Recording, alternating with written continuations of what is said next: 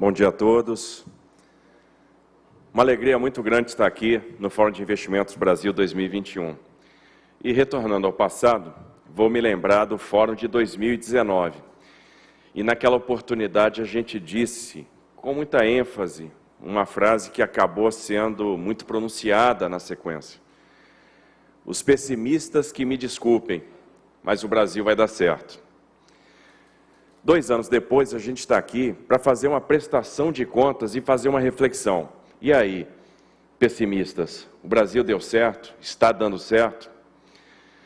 2 anos depois, a gente pode comemorar o resultado de 70 leilões realizados no campo da infraestrutura. 70 ativos transferidos em todas as áreas.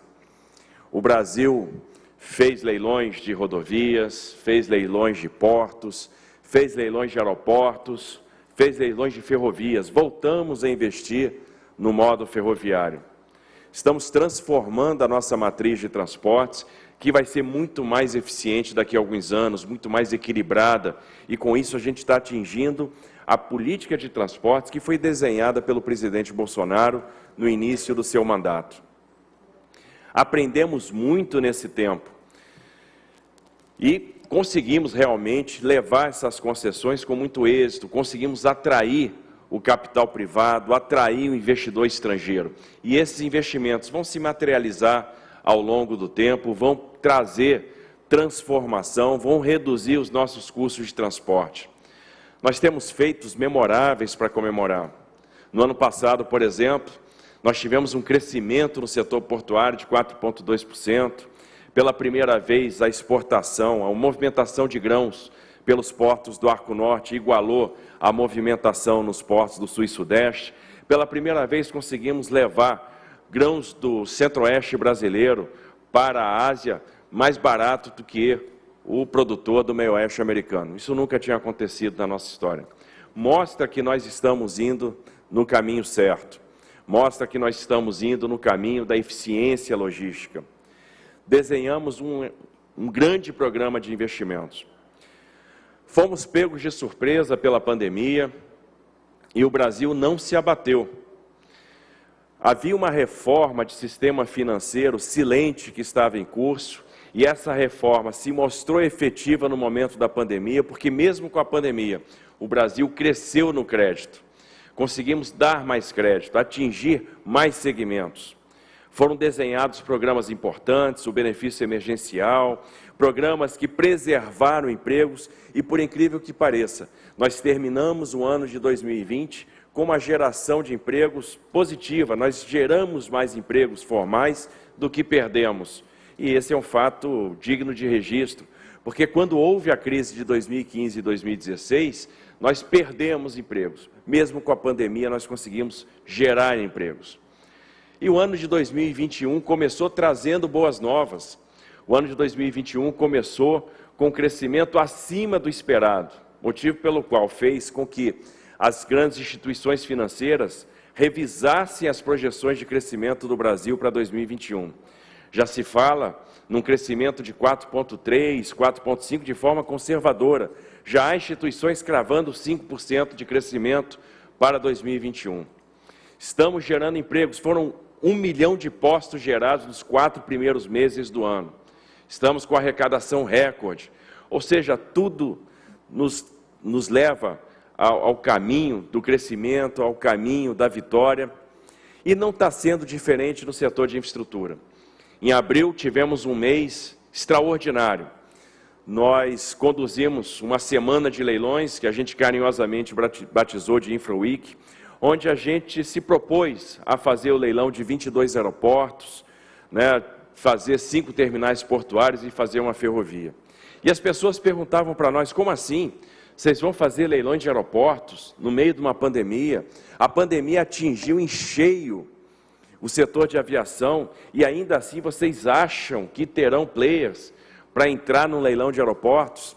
E a resposta foi, sim, nós temos, nós vamos fazer. Porque o investidor está olhando o longo prazo. Nós temos um mercado de aviação que vai crescer muito nos próximos anos. O Brasil é um país continental, tem um grande mercado consumidor e nós sabemos hoje estruturar projetos e traduzir os riscos em boas matrizes de risco. Tenho certeza que, olhando para o mundo, quando vários países, afetados também pela crise da pandemia, resolveram tirar seus ativos, recolher seus ativos, não fazer os leilões, o que nos tornou quase que vendedores exclusivos, levando-se em consideração o excesso de liquidez que existe no mundo, levando-se em consideração o acerto das nossas modelagens, esses leilões serão muito bem sucedidos. E de fato foram.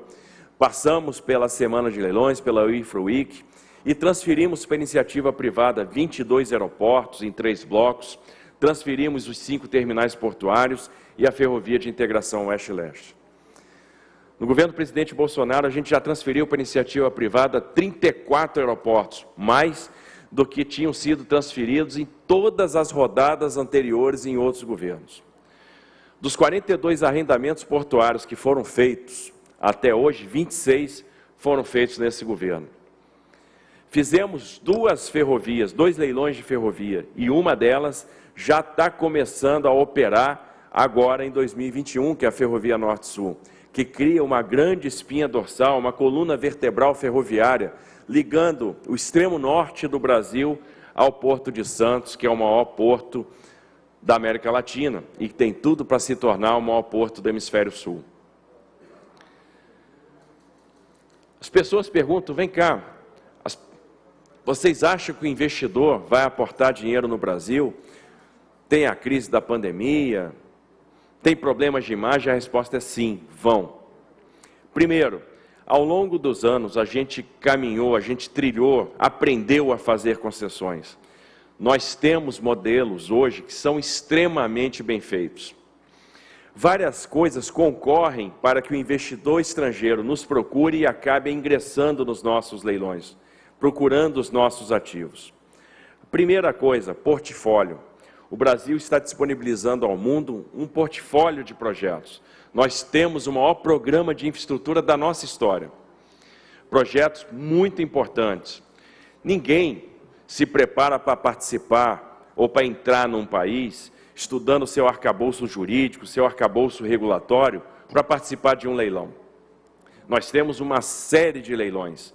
Ou seja, se o investidor eventualmente não logra êxito num determinado leilão, num determinado certame, ele tem outro e outro para tentar concorrer. E se ele consegue arrematar ativos em sequência, combinados, na mesma área de influência, muitas vezes esses ativos têm sinergia e isso alavanca taxas de retorno. O segundo fator que chama a atenção é a qualidade dos nossos ativos. Os melhores ativos que nós temos de infraestrutura no Brasil estão sendo transferidos para a iniciativa privada. E muitos desses ativos serão transferidos agora no segundo semestre.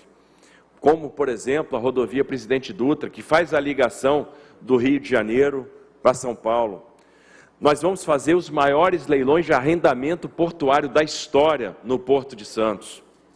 Teremos mais 18 aeroportos sendo concedidos para iniciativa privada, entre eles o aeroporto de Viracopos, em Campinas, que é um importante terminal de carga, um bloco liderado pelo aeroporto de Congonhas, um bloco liderado pelo aeroporto de Santos Dumont, e aí há de se lembrar, a rota Rio de Janeiro-São Paulo, a ponte aérea que liga o aeroporto de Santos Dumont ao aeroporto de Congonhas, era, antes da pandemia, a 4ª rota mais movimentada do planeta. Nós vamos fazer a primeira privatização portuária da nossa história no segundo semestre, que será a privatização do Porto do Espírito Santo. E a gente já percebe uma grande movimentação do mercado para participar desse leilão. Isso inaugura uma nova era no setor portuário. Teremos a privatização do Porto de Santos, que virá na sequência, e aí uma série de investimentos que vão tornar o Porto de Santos o maior porto em movimento do Hemisfério Sul. A gente vai bater esse ano uma movimentação superior no Porto de Santos, às 160 milhões de toneladas, e chegaremos tranquilamente, ultrapassaremos 240 milhões de toneladas em pouco tempo com aquilo que está sendo planejado no Porto de Santos. Teremos o leilão da ferrovia que nós batizamos de Ferrogrão, uma estrada de ferro que une Sinop, no Mato Grosso, a Miritituba, que é um polo de terminais portuários no Arco Norte brasileiro. Essa ferrovia tem um potencial enorme e vai se transformar no maior regulador de tarifas do Brasil.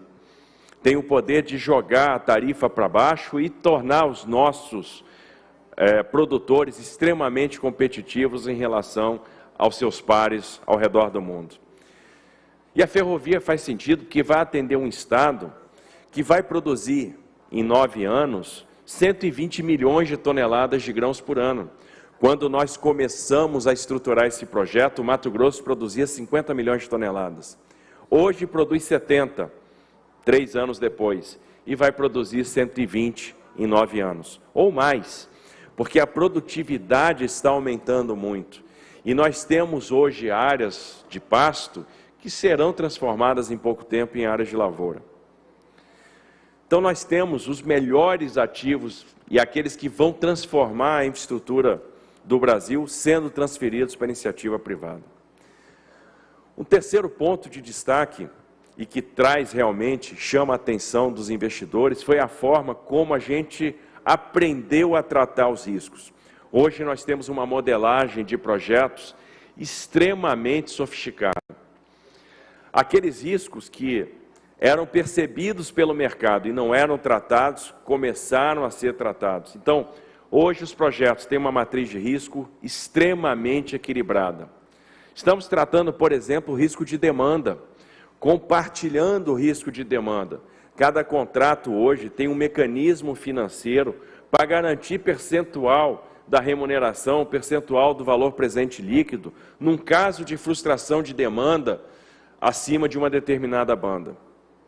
Nós estamos tratando o risco de câmbio, um risco que frequentemente era empurrado para debaixo do tapete. Então, os contratos também têm um mecanismo financeiro, onde a gente remunera o investidor, caso ele tome recurso no exterior e perca dinheiro, por exemplo, com uma depreciação não esperada.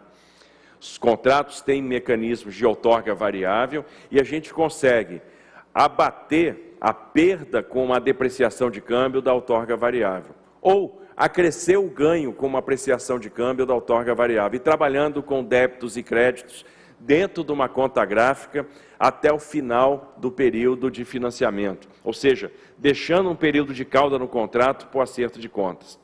Sempre partindo do pressuposto que haverá uma convergência de inflação em câmbio no longo prazo, a gente consegue preservar o investidor no curto prazo com esse mecanismo de mitigação de risco cambial.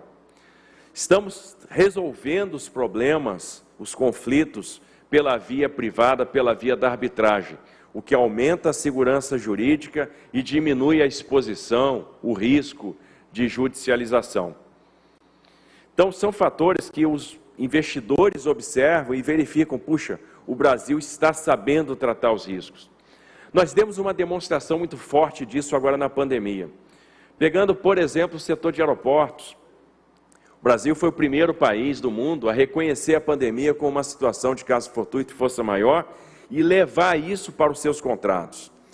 Viemos logo no início da pandemia com medidas de proteção de caixa nessas concessões e, na sequência, nós fizemos a primeira rodada de reequilíbrio econômico-financeiro. Seguramente, esses reequilíbrios econômicos financeiros dos contratos, neste momento de pandemia, foi um fator que fez com que aumentasse o interesse pelos aeroportos que nós íamos leiloar em abril. E por isso nós tivemos aqui a presença de grandes investidores estrangeiros, como o aeroporto de Paris, como a Vinci, como o aeroporto de Houston, que veio associado a um fundo de investimentos. Então isso mostra que nós estamos no caminho certo. Nós estamos trilhando um caminho de excelência em termos de estruturação de projetos. Um quarto fator que chama a atenção e que faz com que os investidores venham para o Brasil são as remunerações que nós estamos oferecendo.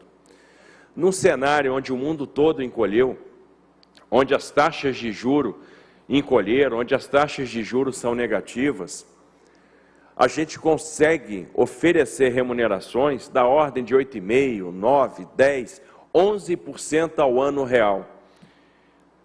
e sempre partindo de uma estruturação conservadora. Uma estruturação conservadora no que diz respeito à CAPEX, uma estruturação conservadora no que diz respeito à demanda. Então, nós estamos sendo conservadores na estruturação de projeto, tratando os riscos e oferecendo taxas de retorno que são extremamente interessantes em relação a taxas de retorno oferecidas em outros projetos que existem ao redor do mundo. Ganhamos uma excelência no tratamento desses riscos e estamos conseguindo oferecer o que o investidor mais quer. Nós temos um país de dimensões continentais, com um grande mercado consumidor, com um grande potencial de crescimento, onde há segurança jurídica e que oferece excelentes taxas de retorno. Aí não tem como os nossos investimentos não acontecerem, não tem como os nossos leilões não darem certo. As pessoas perguntam, mas o Brasil tem segurança jurídica? Claro que tem. Basta ver o que vai acontecer neste ano, no segundo semestre. Nós faremos novamente leilões de ativos que foram leiloados pela primeira vez na década de 90. Por exemplo, a rodovia Presidente Dutra, a ligação do Rio de Janeiro para São Paulo, as duas cidades de maior PIB do Brasil, as duas maiores cidades brasileiras. Essa concessão ocorreu pela primeira vez na década de 90, no governo do presidente Fernando Henrique Cardoso. E ela atravessou a gestão do presidente Fernando Henrique, os dois mandatos do presidente Lula, o mandato da presidente Dilma, o mandato do presidente Temer, se encerrou agora no mandato do presidente Bolsonaro e agora nós vamos fazer novamente um leilão. Então observem que esses ativos atravessaram vários governos, de matizes ideológicas diferentes e uma coisa em comum, os contratos foram respeitados, eles foram cumpridos. Então observe que independente dos movimentos políticos no Brasil, os contratos são respeitados. E isso é uma garantia muito forte para o investidor. O Brasil é um país que respeita contrato. Além de todos os fatores que nós já colocamos aqui, como a estruturação sofisticada, o tratamento do risco da demanda, o tratamento do risco de câmbio, existe uma questão importante que é o tratamento do risco de imagem.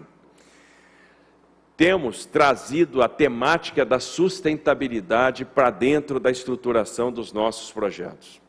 E por uma razão muito simples, nós sabemos hoje que os fluxos financeiros estarão intimamente ligados aos padrões ambientais. E isso é algo inescapável. O Brasil não podia ficar de fora, até porque o Brasil é líder na questão da sustentabilidade. É um país que tem mais de 60% de reserva florestal preservada. É a segunda maior reserva florestal do planeta. O Brasil é um país que tem 84% de Amazônia preservada. Cumpriu o seu dever de casa até hoje, a sua responsabilidade de preservar e manter a Amazônia. O Brasil é um país que possui 42% da sua matriz energética renovável. Isso muito acima de vários países desenvolvidos. Então é líder em sustentabilidade. O Brasil é uma potência agroambiental. E incorporamos a temática da sustentabilidade nos projetos. Fizemos parcerias com entidades muito respeitadas no mundo, como o Climate Bond Initiative ou como a Agência GIS da Alemanha, para que a gente trouxesse para os projetos a temática da mudança climática e os melhores padrões ambientais. Então, cada projeto nosso é olhado com muito empenho, com muito vigor, no que diz respeito à preservação de mata nativa, combate a processos erosivos, a questão das travessias de fauna, ou seja, da preservação da vida selvagem no interior de cada um desses ativos, a forma como nós vamos abordar comunidades vulneráveis de indígenas, de quilombolas, no entorno desses ativos, na área de influência desses ativos, seguindo os ritos preconizados pela OIT 169, limitação de transporte de combustíveis fósseis, por exemplo, em ferrovias, e isso vai fazer com que a gente tenha ativos certificados. O nosso programa ferroviário, pela primeira vez, nascerá com certificação.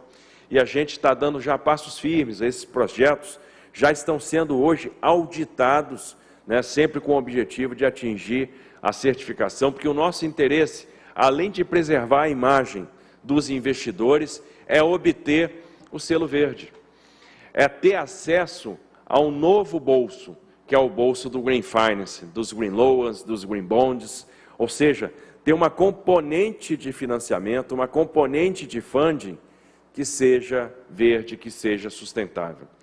Então, a temática da sustentabilidade está preservada nos nossos projetos, que são projetos como a da Ferrogrão, que no final das contas vão substituir carbono, vão sequestrar 1 milhão de toneladas de CO2 da atmosfera todos os anos, que vão eliminar, também vão contribuir para a diminuição da emissão de material particulado, que vão levar fibra ótica para as comunidades mais distantes, que vão preservar o entorno funcionando como barreira verde, coibindo, né, a pressão fundiária tão típica das rodovias. Então, a Ferrogrão, por exemplo, é uma alternativa à BR-163. Isso mostra como o nosso programa de concessões, como o nosso programa de investimentos está intimamente ligado à preservação do meio ambiente, à temática da sustentabilidade. E é por isso que a gente pode antever um segundo semestre muito interessante e um ano de 22 também igualmente forte em termos de transferência de ativos para a iniciativa privada. Nós teremos, então, no início do segundo semestre, o leilão da rodovia Presidente Dutra, essa ligação do Rio de Janeiro com São Paulo. Teremos o leilão de uma rodovia que liga Belo Horizonte e Minas Gerais a Governador Valadares, que atende uma região chamada de Vale do Aço, né, porque é uma região produtora de minério de ferro e muito forte no campo da siderurgia. Nós teremos leilão de rodovias que atendem outros setores resilientes da nossa economia, como, por exemplo, o agronegócio, como é o caso da BR-364 em Rondônia, ou da 364-060, que liga cidades importantes como Goiânia, a Jataí, em Goiás, e também a Rondonópolis, no Mato Grosso. Faremos o leilão da Ferrogrão, o leilão dos maiores arrendamentos portuários em Santos, que são de grandes terminais de líquidos. Teremos a primeira privatização portuária da nossa história, que será do Porto do Espírito Santo. Na sequência, virão mais 3, o do Porto de São Sebastião, o de Itajaí e o próprio Porto de Santos. Teremos leilões de aeroportos, como Viracopos, São Gonçalo do Amarante, e 16 aeroportos em 3 blocos, né, dividido com o Bloco Norte, liderado pelo aeroporto de Belém, um bloco Rio de Janeiro, Minas, liderado pelo aeroporto de Santos Dumont, e um bloco São Paulo, Mato Grosso do Sul, liderado pelo aeroporto de Congonhas. Teremos a privatização da CBTU com a transferência do metrô de Belo Horizonte para a iniciativa privada. Teremos a privatização da Eletrobras. Ou seja, avançaremos muito no campo da infraestrutura, sem falar nos leilões de saneamento, né? Nós tivemos recentemente a transferência para iniciativa privada de 3 blocos de saneamento no Rio de Janeiro, blocos da SEDAI, né, da Companhia do Rio, e o resultado foi extraordinário. A gente está falando aí de 30 bilhões de investimento contratado, mais 20 bilhões de arrecadação de outorga, e boa parte dessa outorga será investida em ações de recuperação ambiental, como a despoluição da Baía de Guanabara, a recuperação da Bacia do Guandu e a despoluição do complexo de lagoas da Barra da Tijuca. Então, isso mostra o compromisso do Brasil com o saneamento, que resgata, no final das contas, a saúde, que resgata as cidades do ponto de vista ambiental. Teremos leilões de linha de transmissão, leilões de geração de energia, leilões de óleo e gás, ou seja, tem mais de R$1 trilhão que serão contratados nos próximos meses em infraestrutura. Só no campo dos transportes serão 260 bilhões de reais até o final do ano que vem, até o final de 2022. E isso vai promover a maior transformação na logística da nossa história.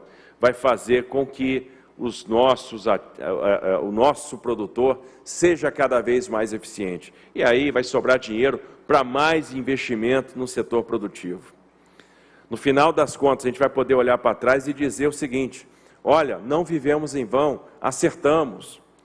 E aquilo que foi dito lá atrás, que os pessimistas me desculpem, mas o Brasil vai dar certo, a gente vai poder ecoar em bom tom, que realmente o Brasil vai dar certo, está projetado para dar certo.